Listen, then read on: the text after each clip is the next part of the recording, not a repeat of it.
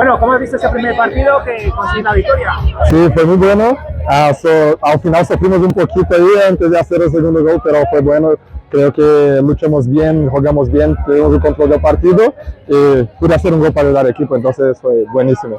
La primera parte más igualada, la segunda decisión enchufadísimo. ¿Qué ha pasado en el descanso?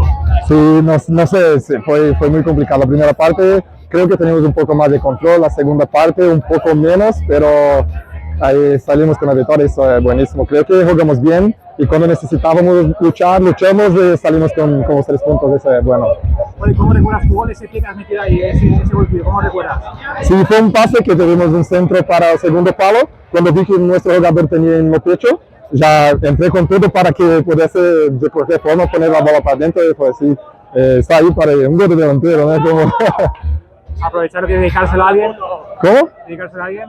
Ah, sí, a mi pareja que está ahí me acompañando y está ahí me apoyando siempre. Bueno, ¿y qué puede esperar este Paterna? Yo creo que podemos hacer cosas aquí. No sé si todos esperan, pero creo que Paterna puede hacer cosas muy sorprendentes de esta temporada y yo creo que estamos luchando mucho, trabajando mucho y creo que podemos hacer cosas muy impresionantes de esta temporada. Y por último, cuéntame de ti, me decías que estabas jugando con amigos y surgió lo del Paterna, ¿no? ¿Cómo fue? Sí, yo llegué en Valencia hace 1 año y medio y jugaba ahí con veteranos y también con amigos de empresas.